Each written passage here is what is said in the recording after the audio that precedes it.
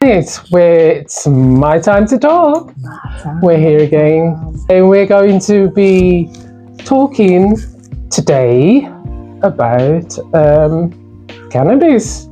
One of those subjects that I think that we've been allowed to sort of like hide, and it would beg a question: why do we have to hide about this when, through research and the Lord Mayor Khan, report, Sadiq Khan was saying that he had a report done on the way that we can legalise parts of... Not legalise, decriminalise, which I think is the thing. Is the word that they want to use. He's saying legalise, yeah. But he's saying decriminalise. Decriminalise it so that we can get more people out of prison. I don't think it's for that reason, but still. And behind the research of cannabis, can you actually believe that the UK is actually one of the biggest exporters of cannabis? Who knew? Definitely not me, because I was shocked by it. I would have thought Vietnam or somewhere like that, because I don't know, I just wouldn't have thought. I thought, yeah, we definitely deal in a lot of cannabis. I wouldn't be shocked at that, but as in biggest exporter, that definitely shocked was a me. shocker. Yeah, and we'll put up the links later. But we've got in this country, we have got over 1,000 people currently in prison for cannabis-related crimes, and we're not talking big exporting or anything like that. We've got in 2023, it says that that was 7.4 of adults use cannabis. So where does this all come from, you might ask? Well, it actually comes from places that are put aside for cannabis growing, and it's under the medical marijuana thing of like giving people cannabis for pain relief and things like that, or end of life. But it begs the question that how many people are actually getting cannabis for end of life? Or how many people are getting cannabis for pain relief? Well, actually, if you actually wanted it, you can go to a clinic, apparently, and you can pay your money and you can be put on a prescription for cannabis. Who knew? No, I didn't know that either. But it's only when you said it, actually, I started to research it a little bit more. It seems like it's being used like, you can just get whatever you want, basically. Like, you can get this strength, you can get that strength, you can get this. But apparently, one woman, back in the day, I know you'd probably recognise her face. There was this lady that was arrested, Irish lady. I think they said she's from Castlederg. Yeah. She was arrested with her son in coming back, I think it was from America, with medical marijuana. Because her son suffered from like epilepsy. And he had like 300 fits a day, so he was like basically on death's door. So I was looking for an update on her situation, because I remember her thing vividly. And she did actually get it past that. Billy Caldwell. The mom's name was Charlotte Caldwell. Yeah. And so basically, like, his epileptic fits were, you know, him risking death or brain damage every time, like, he would have a fit. And this is what she was saying. This was back in, I think, like 2012 or probably just a little bit past then. But yeah, so she was fighting basically the good fight to try and get the oil, just the oil. It's just the CBD oil, that was it, to you know what I mean, to get him, you know, they wouldn't prescribe it here. So she was trying to get it from overseas and then get it brought into the country. That's how she was arrested, or they detained them at the airport. But she was saying that now, like, he's, doing incredibly well. She said he's not just surviving, he's thriving. He's going to school, he's horse riding, he's swimming. This was in 2024, this interview was done. She said he's now healthier than he's been in his entire life. So she's obviously still saying that this is because of, medical cannabis, basically. 6 years on, so that would have been 2019 then, wouldn't it? So she says there's around 35 private clinics for medical cannabis in the UK, but she says that more regulation is needed to ensure the proper standards. She said there's a lot of misinformation. Some of these companies are tweeting about cannabis-based medicine as if it's a sweet shop. Patients are offered menus of products to pick from, but it isn't how medical cannabis should work. So she's saying that because of, the way that the government has handled this now, it's allowed private companies to come in and just do what they want with it because they can afford to get it in, do you know what I mean? So now there's not, there's no control. Yes. And then it becomes, it makes it then become criminal. Yes, activity. Then it can make it like that. It might be, or people aren't getting probably in the way that it should be prescribed then, so to speak. It's a bit like the diet thing, the diet injections. Yes. You don't have to get go online, a prescription. exactly. Get the prescription offline. Anybody, you just have to tick 2 boxes or something like that. But it doesn't mean that, obviously I presume that would be like, there should be some kind of plan, the same with that type of thing. So I think that's what she's saying with this as well. She refers to some Nottingham-based company that she, is praising basically as a shining example. But the guy, it's Relief, they're called.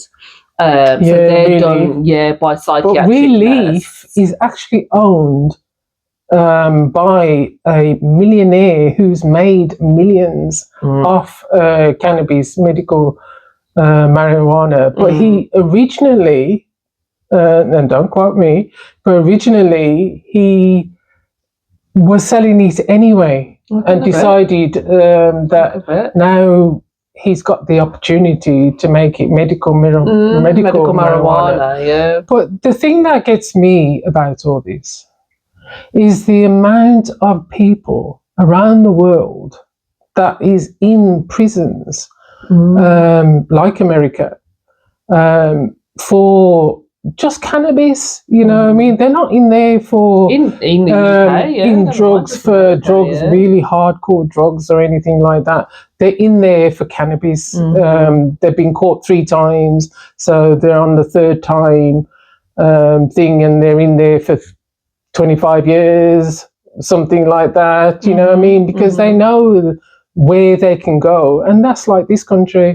They know where they can go and pick somebody up for using cannabis. And that's what it seems. And that builds up the numbers. Yeah. And let's not say that the police don't need to make numbers up by the end of the year, because they do. They do need to have a certain amount of people in prison or at least detained for by the end of the year. You know what I mean? So it becomes, to me, it becomes strategic. It's an easy target. Because there is people that have will put up the links. But there is people that's in America that has been making money off cannabis for years and years. There's countries, Canada has actually legalized cannabis. Certain places in America, what I mean? There's certain like, places in America that it's legal too, because they've got worse. And they've got cannabis farms over here. Can we have the numbers of the people that are using it for medical use, who have been given it for medical use? Because if we're the biggest exporters of cannabis, how many people in England is actually legally consuming cannabis? And we are the biggest exporters. That means that some people are going to prison for no reason whatsoever. This is it. Because it's legal. It's practically one of our GDPs. You know, we if we're exporting that much, it's got to be making money. It's got to be making money for the country. Otherwise, you wouldn't export it. And I wonder what the tariff is on it. But that's what I'm saying. For them to make money off it, it's fine. But when it's, you know, it's always the poor being, you know what I mean, penalised. Yeah.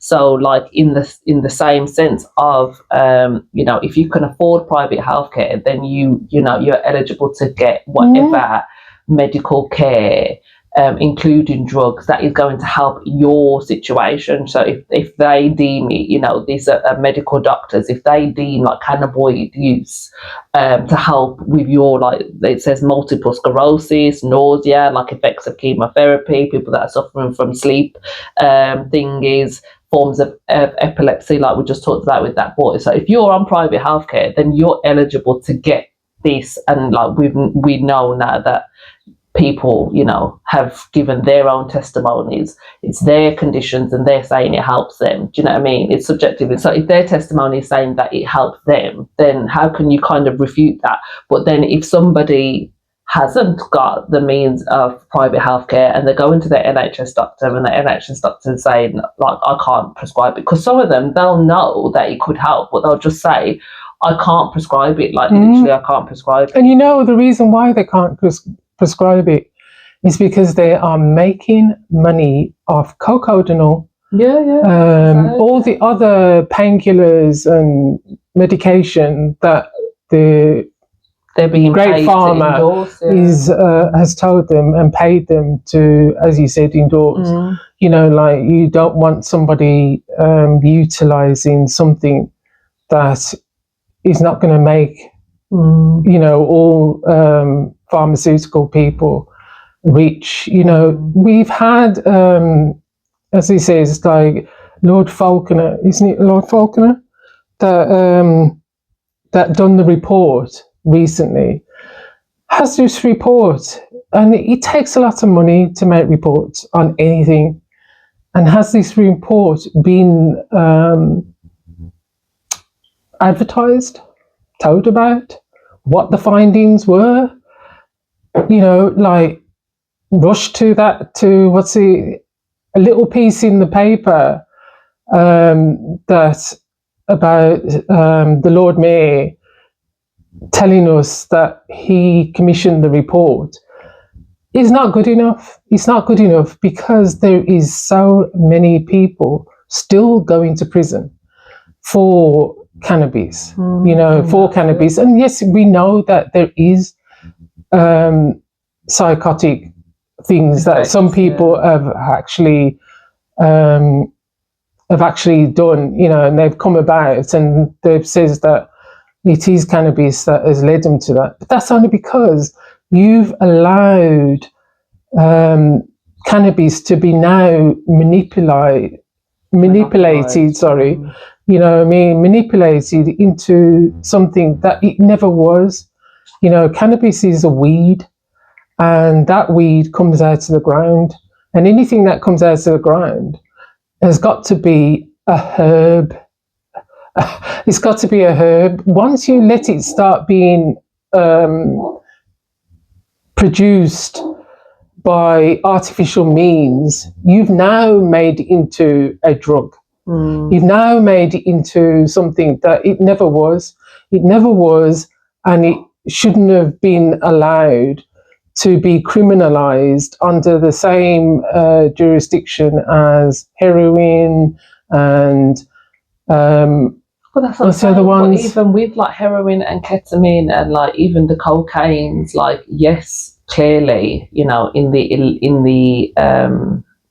street sense, then it's a drug. But then once you bring it into the pharmaceutical sense, lidocaine, that's cocaine. Do you know what I mean? Yeah. Like heroin, we know that there's certain drugs that are used in thingy that In end of life. ketamine they use. You know, so it's okay for them to use it, like in thingy. their And I'm medical. not saying that it shouldn't be, but that's what I'm just saying. Like in terms of how, when you know certain things are criminalized versus when they're not criminalized, and that's why, like with Sadiq Khan, he's just saying like, let's decriminalize it, not let's legalize it. Let's just decriminalize it, because obviously at the moment, like you know, someone is caught with cannabis. It's up to the police as to what they want to do, basically. So they can issue an on-the-spot warning, like if they're under 18, then they can call the police, just take it off them. Fair enough. Do you know what I mean? They can have a fine up to £90. But if they're repeatedly found now, then it goes up to, they could get the maximum penalty for possession, so that's like 5 years in prison and an unlimited fine. Like for possession, I feel like 5 years in prison is just a bit extreme. Do you know what I mean? Obviously, if it's drug dealing, then that's different. Those that are done with drug dealing, they could face up to 14 years. But again, what is the amount that you're classing as a drug deal then? Do you know what I mean? Yeah. I just feel like it's a kind of easy and a lazy way, as you said, to get their numbers up, because they know that they could do this stop and search, and they know the areas to go and thingy. They'll say they can smell weed, and that can be their basis for stopping and searching these people. And then obviously that's it. That they've got 5 years in prison. And this is the thing about the prison system, as we all know, is they'll go in for a little weed charge, and then the next thing you know, they've upgraded, because they'll go into prison and they'll learn all the other stuff, or they'll you know, go on to other drugs in prison or whatnot. And this was just simply them getting done for possession. Do you understand? So I feel like the goal is not basically working. Do you know what I mean? Like just criminalizing cannabis, especially, I would say, is just not working, because, as you said, like there could be people that are using it for medical use, but they just haven't got the means to have it on prescription. And then you're forcing these people to go and be involved in illegal drug dealing, then, do you know what I mean, or drug taking, illegal drug taking, do you know what I mean, because they'll have to smoke a spliff rather than going to the doctors and thinking. A lot of these people, like, especially if they're, do you know what I mean, they have got these debilitating things and they know it helps them, they're going to be turning to drugs that they don't even know what's in them. Do you know what I mean? As my mum said, like, simply because that's just what's available. So if that drug dealer has something and it's, you know, laced with something a bit different this time, then they're at the whim of these drugs rather than. Well, I mean, like, if you think about painkilling is really not that great. You know what I mean? Like, to have pain in an illness is tremendous. It's tremendous. I can tell you from experience. You know what I mean? You've got arthritis. No painkiller actually helps arthritis. No painkiller actually helps person with a chronic illness, fibromyalgia. We can name, I'm sure there's, arthritis, multiple sclerosis, you know what I mean? Like, there is more than a few that is not helped by painkillers. But painkillers are a legal drug. It's a legal drug that stops, that creates other side effects, that has got side effects to it, and that is stomach ulcers. There's also bladder control goes, you know, like, how are they legal? And then something that actually comes out of the ground, you know, stop letting people manufacture, because that's what they're trying to tell us. If Britain is the biggest exporters of cannabis, then where are you exporting it to? Yeah. Do you know what I mean? Because like you're not a country that grows cannabis willy-nilly. And if you're the biggest exporters, that means that there's somebody waiting for your delivery. Who are these people that's waiting for your delivery? Because we know that Chicago has their own people that manufactures cannabis in different strengths, because they've got a whole city on prescription. You know, haven't they? Yeah. Do you know what I mean? There's loads of places that we know have got the use of cannabis. So I would say that we need to have more than just Lord Falconer's report on it, and then that report is just laid down and said nothing else about. You know what I mean? And you'll just carry on putting people in prison and then building new prisons. What? To put more people who is selling cannabis in. You know what I mean? That doesn't make sense. Well, it makes sense in the sense that you're making money off prison activities, and you know. So I suppose there's a thing. It's a win-win for these people, because they make money off the pharmaceuticals, they make money off people being in prison, you know, they make money off the sick people. So it's all a win-win, isn't it? Like there's definitely method to their madness. That's for damn sure. Well, as we say, there is a few links that we will put up, and you can peruse them at your leisure. But you know, it's amazing that you can get to a certain age and not even know that you are living in a country that has persecuted people for years and years and years for smoking cannabis. Sugar company, and now you're the biggest exporters. What? So they said there's this managing director, Paul Kenwood, who owns British Sugar, which is basically where all of the sugar beet in the UK comes from. He also is doing the special breed of cannabis plants for these pharmaceutical companies. Do you know what I mean? So they can get the license. This is in Norfolk. Do you know what I mean? Yeah. So they can get the licenses to do this type of stuff. But the everyday person that's thinking they'd get locked up for doing exactly the same thing. The same thing. That's isn't that cultivating? You know, isn't that cultivating? Yeah, that's what I'm saying. Literally. So it don't make no sense, but. None of these people do, though, do they? They really don't. And there is quite a few bits of information on it. And as it says, like, you know, peruse it at your own leisure.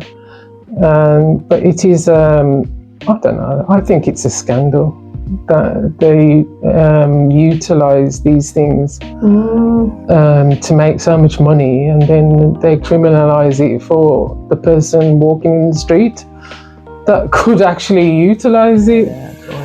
So yeah.